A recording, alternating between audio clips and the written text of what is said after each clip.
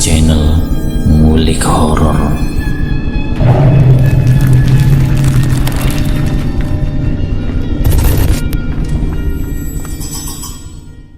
Assalamualaikum warahmatullahi wabarakatuh.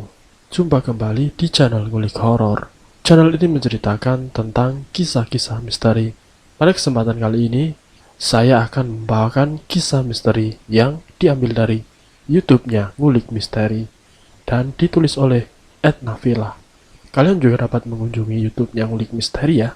Nanti link saya akan sediakan di kolom deskripsinya. Oh iya, di dalam cerita ini nama dan tempatnya disamarkan semua ya, untuk menjaga privasi pihak yang terlibat di dalamnya. Yuk daripada kita lama-lama, langsung saja kita simak ceritanya. Bismillahirrahmanirrahim. Kali ini saya akan membawakan kisah misteri yang berjudul Ritual di Bawah Pohon Beringin. Seperti apa kisahnya? Mari kita kulik ceritanya. Untuk kali ini saya akan menceritakan kisah pengalaman yang datangnya dari salah satu narasumber. Sebut saja namanya Wawan. Ini cerita beliau tentang kesaksian melihat temannya ritual ke tempat pesugihan. Tapi tempat ini bukan satu tempat yang biasa didatangi seperti gua, lereng, gunung, maupun area pemakaman umum. Tapi kali ini ada satu tempat yang dikeramatkan, yaitu pohon beringin, yang konon ceritanya itu bisa mengabulkan permintaan dari orang yang mengunjungi tempat tersebut. Wawan adalah salah satu orang yang menjadi saksi tetangganya yang juga termasuk temannya sendiri. Sebut saja namanya Pandu.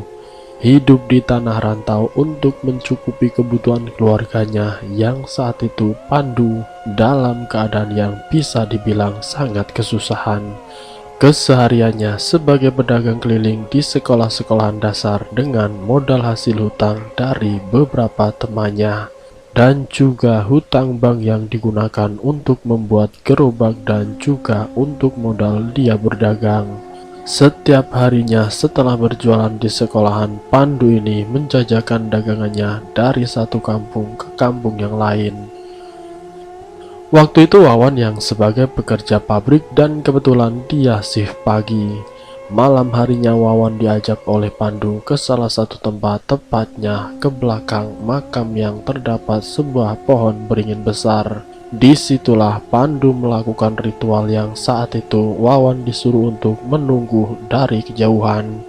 Karena menurut cerita sesepuh di desa itu, jika orang yang akan berkunjung ke pohon beringin itu harus membawa syarat-syarat yang sudah didapatkan menurut informasi dari sesepuh setempat, yang bertujuan agar apa yang menjadi keinginannya itu terwujud melalui ritual yang dilakukan di bawah pohon beringin. Wawan yang waktu itu disuruh untuk menunggu di depan pemakaman sampai hampir subuh. Pandu baru keluar dari area pohon tersebut. Setelah Pandu keluar, dia menceritakan tentang apa yang dialaminya sewaktu dia itu ritual di bawah pohon beringin dengan membawa kemenyan, kembang 7 rupa, dupa, dan berbagai sesaji lainnya. Saat Pandu ini membakar dupa dan kemenyan dan tidak lupa membaca mantra yang dia dapat dari dukun setempat, dia menemui sosok hitam yang berbadan besar yang berbulu seperti sosok genderuwo. Awalnya Pandu melihatnya hanya setengah badan, hanya sebagian pundak dan kepala yang berada di balik pohon beringin. Saat Pandu ini mencoba untuk melihatnya secara jeli, tatapan mata yang keluar di balik pohon beringin itu sangat menyeramkan. Tatapan tajam dengan mata yang merah menyala membuat Pandu sempat ketakutan, sampai bulu kuduknya merinding, keringatnya sampai bercucuran. Tapi karena keinginan dan hasrat yang harus dilakukan demi memenuhi kebutuhan hidupnya dan menutupi hutang piutang yang waktu itu harus dipertanggungjawabkan, Pandu mencoba meredamkan segala ketakutannya. Sampai Pandu harus melewati beberapa hal mistis dari sosok-sosok aneh yang ada di sekitar pohon tersebut. mulai dari sosok pocong yang berdiri tepat di hadapannya. Di sekelilingnya pun Pandu melihat sosok anak kecil yang lari-lari selayaknya bermain-main dengan teman-temannya. Sedangkan malam itu hanya Pandu sendiri yang ada di belakang makam, tepatnya di bawah pohon beringin. Dengan suasana yang sangat mencekam setelah beberapa penampakan itu datang. Sosok di balik pohon beringin yang tadi dilihat mata merah menyala dengan sosok wajah yang berbulu, bahkan seluruh tubuhnya ini berbulu lebat. Sosok itu semakin mewujudkan dirinya dengan postur tubuh yang sangat besar. Rasa takutnya Pandu pun kian mencuat.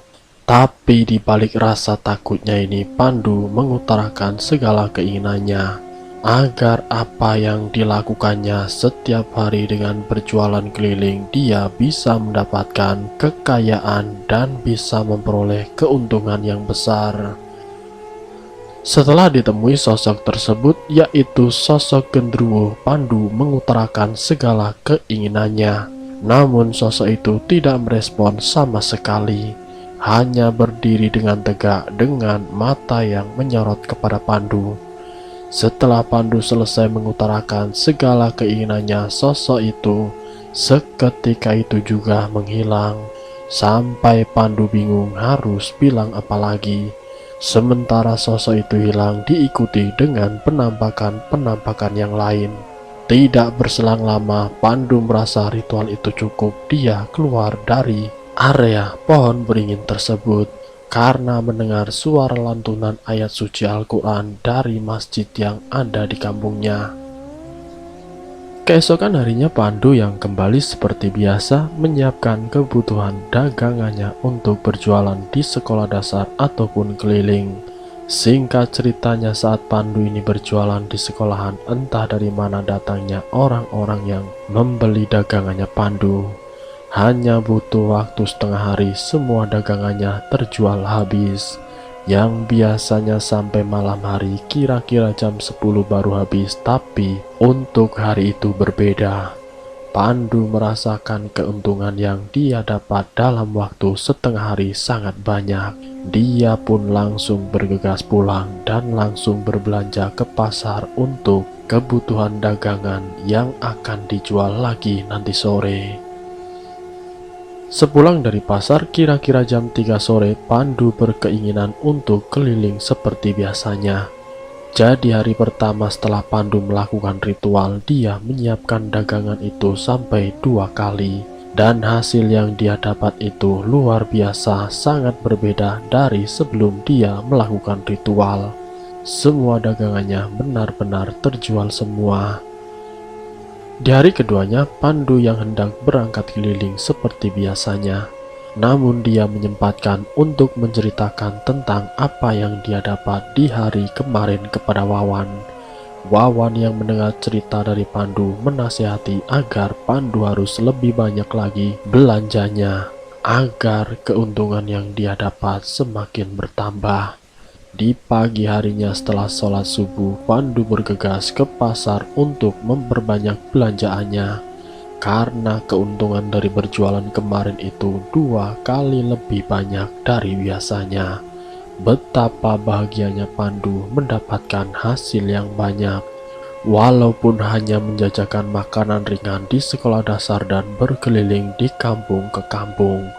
Dengan dibantu Wawan, Pandu menyiapkan dagangannya yang dibuat lebih banyak dari hari sebelumnya. Namun dagangannya tidak dibawa semua karena tempat atau gerobaknya ini kecil, jadi tidak muat untuk membawa semua dagangannya. Singkat ceritanya, setelah selesainya berjualan di sekolah dasar, Pandu balik lagi ke rumah untuk membawa dagangan yang sudah disiapkan di pagi hari untuk keliling ke kampung. Dan baru jam 5 sore semua dagangannya sudah habis, tidak tersisa. Ini membuat pendapatannya Pandu selama hampir 1 bulan sangat luar biasa. Dia mampu menutupi hutang piutangnya. Mulai dari pinjaman temannya, pinjaman bank, pinjaman dari mertuanya, semuanya bisa terlunasi. Dalam tempo 1 bulan hidup Pandu sudah terlepas dari hutang piutang. Namun dari hasil yang didapatkan di bulan berikutnya, Pandu itu belum merasakan dampak dari ritual yang dilakukannya di bawah pohon beringin. 1 bulan, 2 bulan, 3 bulan, sampai setengah tahun lamanya Pandu selalu melakukan ritual di setiap malamnya dengan membawa berbagai saji dan ditemani Wawan di depan pemakaman. Dalam kurun waktu 1 tahun, Pandu rutin melakukan ritual. Dia mampu membeli motor baru dan mampu menghidupi anak dan istrinya yang hidup di kampung. Karena Pandu ini datang ke kota dengan bekal seadanya, dia nekat ke kota untuk mencari pekerjaan agar kehidupannya di kampung itu lebih baik. Dan waktu itu Wawan yang lebih dulu hidup di tanah rantau yang bekerja di salah satu pabrik, dan waktu itu Pandu tinggal bersama di salah satu kontrakan yang bersebelahan. Berkat informasi yang didapat dari tetua desa untuk melakukan ritual di bawah pohon beringin, setelah 1 tahun Pandu pun mengalami kesuksesan. Dia sudah mampu membeli motor baru dan kehidupannya pun sudah layak. Tapi di balik kebahagiaan waktu itu, istrinya mengabarkan kalau orang tuanya Pandu meninggal dunia. Dari kematian orang tuanya, Pandu pun mulai berpikiran, apakah ini dampak dari ritual di bawah pohon beringin yang saya lakukan setiap harinya? Wawan sendiri pun beranggapan seperti itu. Tapi Pandu sendiri tidak mendapatkan firasat apapun, entah itu mimpi atau keanehan yang dirasakan itu sama sekali tidak dialaminya, yang menunjukkan bahwa orang tuanya akan meninggal dunia. Tapi apa yang dialami oleh orang tuanya yang meninggal dunia, Pandu mendapatkan cerita dari istrinya.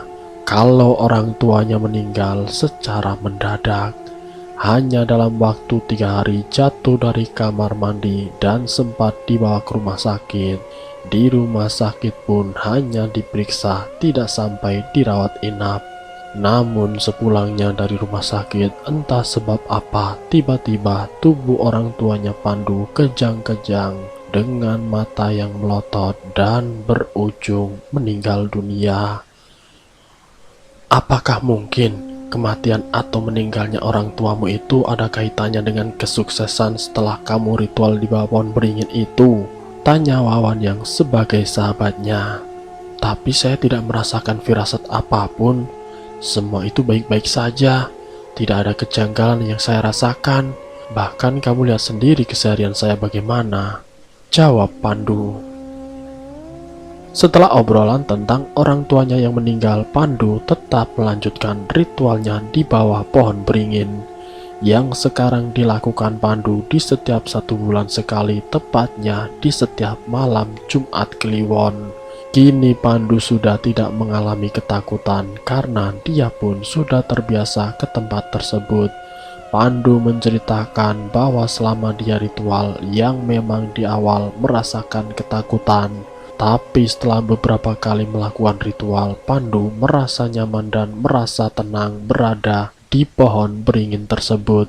Setiap bulan ia mendatangi pohon beringin dengan membawa syarat-syarat yang sudah disarankan. Sampai singkat ceritanya, berkat ritual yang rutin dilakukannya, kesuksesannya Pandu semakin bertambah. Dan orang-orang di sekitar kontrakan ini sampai keheran-heranan. Seorang pendatang yang bisa sukses hanya berjualan makanan ringan di sekolah dasar dan berkeliling dari satu kampung ke kampung yang lain. Sampai Pandu ini kewalahan dalam dagangannya dan dia membutuhkan karyawan untuk berjualan di setiap sekolah dan keliling di setiap desa. Dari itu membuat Pandu semakin dikenal di lingkungan tempat tinggalnya. Setelah kematian orang tuanya Pandu, kesuksesannya Pandu semakin naik, yang diperlihatkan dengan mengajak orang-orang di sekitar tempat tinggalnya. Mulai dari pekerja sapu jalanan, orang yang memang tidak punya pekerjaan diajak untuk ikut bekerja dengannya tanpa harus mengeluarkan modal. Satu persatu warga sekitar tergiur, sampai selama hampir 4 bulan kesuksesannya kian luar biasa. Hasil dari usahanya ini bisa untuk merenovasi rumah yang ada di kampungnya dan bisa mencukupi kebutuhan anak dan istrinya. Kehidupan anak istrinya sudah sangat terjamin, bahkan para tetangganya ini sudah menyebut Pandu sebagai bos besar di tanah rantau. Dari kesuksesannya dalam berusaha, Pandu tidak lupa dengan ritual yang dilakukan setiap bulannya di setiap malam Jumat Kliwon di bawah pohon beringin. Ritual di mana manusia sudah bersangkutan dengan iblis yang tidak ada toleransinya. Cepat atau lambat pasti akan ada dampak pada diri sendiri maupun keluarganya. Karena iblis tidak begitu saja memberikan harta, memberikan kesuksesannya bagi para pemujanya dengan gratis. Dari ritual yang dilakukan Pandu itu berdampak pada anak pertamanya yang hidup di kampung. Lagi dan lagi istrinya mengabarkan berita duka kalau anaknya meninggal dunia. Namun dari cerita istrinya Pandu, sebelum anak pertama meninggal di setiap malam selama 7 hari berturut-turut, anaknya selalu merasakan ketakutan, seperti didatangi sosok gaib yang sangat menyeramkan. Anaknya Pandu di dalam tidurnya selalu mengigau. Di dalam tidurnya anaknya Pandu selalu mengigau. Istrinya Pandu yang mendapati anaknya mengigau seperti tidak berpikir aneh-aneh, hanya berpikir mungkin dia sedang mimpi buruk, makanya mengigau seperti itu. Keesokan harinya anaknya itu bercerita kalau dia selalu ditemui oleh sosok tinggi besar dan berbulu lebat. Namun waktu itu respon istrinya Pandu hanya biasa-biasa saja, karena dia tidak tahu menahu tentang apa yang sebenarnya terjadi. Tapi teriakan dan jeritan di tengah malam selalu mengusik. Dan tepatnya di malam Jumat Kliwon, anaknya Pandu berteriak begitu kerasnya. Dengan mata yang melotot dan tangannya ini memegang lehernya seakan-akan ada orang yang mencekiknya. Kejadian itu hanya berselang 15 menit dan pada akhirnya anaknya Pandu terjatuh tidak sadarkan diri. Para tetangga yang berdatangan ikut membantu mengangkat tubuh anaknya Pandu. Namun ada salah satu warga yang berujar kalau anaknya Pandu ini sudah tidak bernafas lagi. Jadi sosok hitam bertubuh besar dengan badan yang berbulu dengan sorot mata yang berwarna merah ini sering menghantui anak pertamanya Pandu, yang pada akhirnya anaknya Pandu meninggal dunia. Dari kejadian itu membuat Wawan semakin yakin kalau meninggalnya anaknya Pandu yang pertama itu disebabkan oleh ritual yang dilakukan Pandu sendiri. Dan semenjak kematian anaknya ini, Pandu mulai merasakan gejolak di hatinya. Memang setelah kematian anaknya, usahanya Pandu semakin sukses. Tapi hatinya tersiksa karena apa yang didapatkan itu tujuan utamanya untuk membahagiakan keluarganya. Tapi pada kenyataannya orang tuanya meninggal dunia. Anak pertamanya pun sudah tiada. Singkat ceritanya, kesuksesan Pandu yang mampu mengajak orang-orang di sekitarnya ikut bekerja dengannya sampai ada 20 orang. Di setiap bulannya salah satu karyawannya itu pasti ada yang meninggal dunia secara mendadak. Warga sekitar yang sudah mulai curiga dengan Pandu, dari beberapa warga termasuk keluarga korban, dengan beramai-ramai mendatangi rumah yang dibangun oleh Pandu yang dikhususkan untuk karyawan-karyawannya. Pandu yang diduga melakukan pesugihan dengan menumbalkan para karyawannya.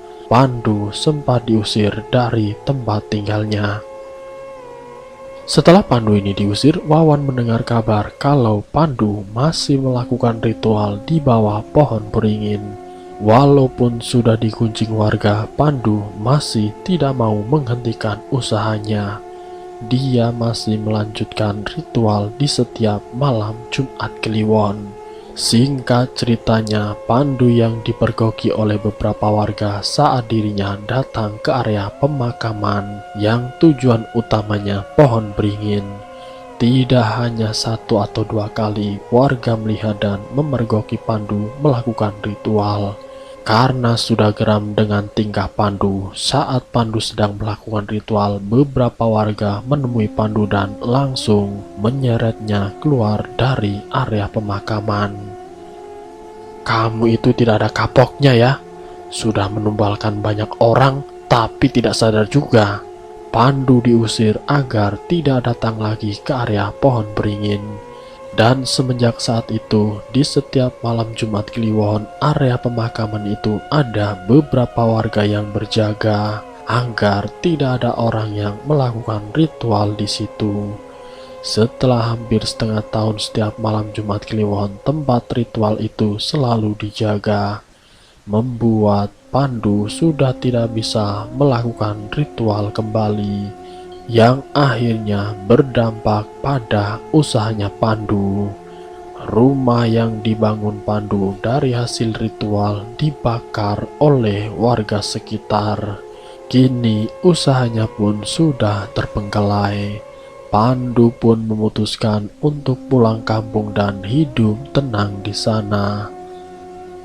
Setelah Pandu terputus dengan sesembahan pesugihannya, tidak butuh waktu yang lama berdampak pada kekayaannya termasuk keluarganya Pandu sendiri.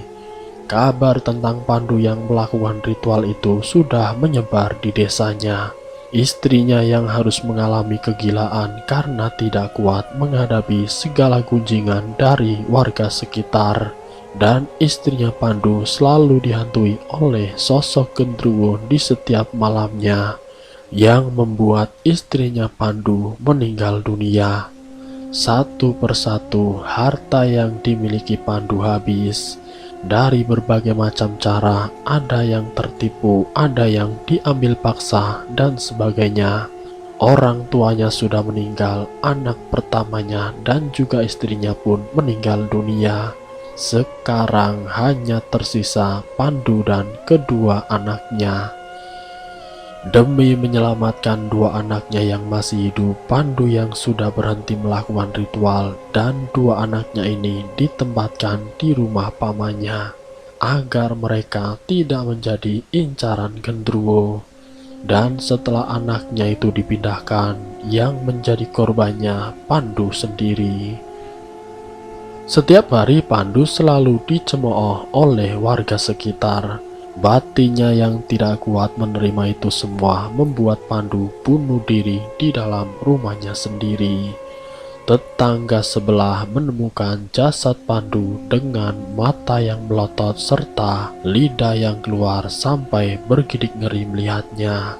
Sekarang rumah yang dibangun dengan uang hasil ritual tidak dihuni lagi, karena takut akan menjadi korban dari sesembahannya, sosok penunggu pohon beringin yang berwujud genderuwo. Anak-anaknya yang hidup jauh dari desa itu ikut dengan pamannya sekarang sudah tumbuh besar dan tidak mau mengunjungi rumah itu, takut akan menjadi incaran genderuwo. Dan selesai. Dari kisah ini semoga kita bisa mengambil hikmahnya bahwa setiap tipu daya iblis dalam bentuk apapun, ritual apapun itu pasti akan ada dampak yang harus ditanggungnya. Karena iblis tidak akan memberikan itu semua secara cuma-cuma. Semoga kisah ini bisa menjadikan pembelajaran untuk kita semua. Ambil sisi positifnya dan buang jauh-jauh sisi negatifnya. Terima kasih untuk kalian yang sudah mampir di channel kami. Jika kalian tertarik dengan video kami, silahkan tekan tombol like, share, dan komen. Tekan subscribe untuk mengikuti video-video kami yang selanjutnya. Wassalamualaikum warahmatullahi wabarakatuh. wabarakatuh.